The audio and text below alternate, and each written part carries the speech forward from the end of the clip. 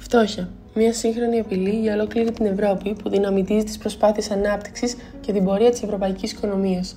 Σύμφωνα με τα στοιχεία της Ευρωπαϊκής Στατιστικής Υπηρεσίας Eurostat, για το 2024, 93,3 εκατομμύρια Ευρωπαίοι πολίτες, δηλαδή το 21% του πληθυσμού της Ευρώπης, βρίσκονται σε κίνδυνο φτώχειας ή κοινωνικού αποκλεισμού.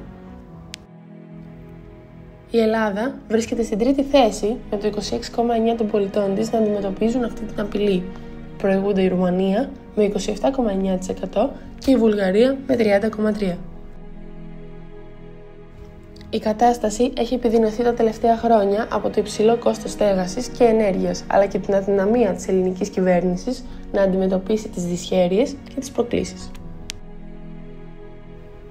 Η δυσβάσταχτη ακρίβεια, το υψηλό κόστος ζωής και κυρίως η απαισιοδοξία που κυριαρχεί στους πολίτες, καθώς το 75% των ερωτηθέντων σε έρευνα της Merton Ανάλυσης εκτιμούν ότι η χώρα ολισθαίνει προς λανθασμένη κατεύθυνση.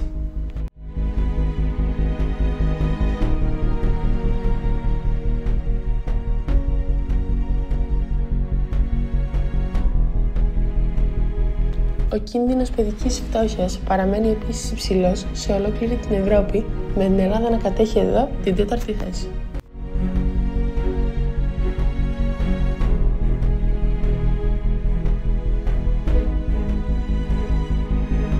Στη χώρα μας, κάθε οικογένεια δαπανά κατά μέσο όρο το 35,5% του διαθέσιμου εισοδήματος της για στέγαση.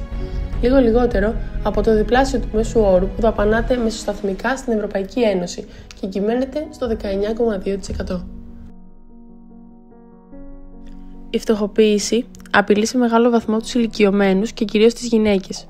Μία στις 5 γυναίκες στη Γερμανία διατρέχει οξύ κίνδυνο φτώχειας, προειδοποιεί η Στατιστική Υπηρεσία της Γερμανίας, γεγονός που αναδεικνύει το χάσμα των συντάξεων ανδρών και γυναικών. Στην Ελλάδα τα πράγματα είναι ακόμη χειρότερα, αφού οι περισσότεροι ηλικιωμένοι που ζουν κάτω από τα όρια της φτώχειας δεν εμφανίζονται στα στατιστικά. Το θέμα τροφοδοτεί τη διαμάχη ανάμεσα στην κυβέρνηση και την αντιπολίτευση. Η εκπρόσωπος του Διεθνούς Νομισματικού Ταμείου υποστηρίζει ότι πρέπει να υποστηρίξουμε το εμπόριο. Είναι πολύτιμο για την ανάπτυξη, τις θέσεις εργασίας, τη μείωση της φτώχειας. Τα κέρδη από το εμπόριο και τις εξαγωγές μπορούν στη συνέχεια να χρησιμοποιηθούν για την ανάπτυξη των υποδομών, τη βελτίωση του ανθρώπινου κεφαλαίου, την εκπαίδευση και τη δημιουργία θέσεων εργασίας.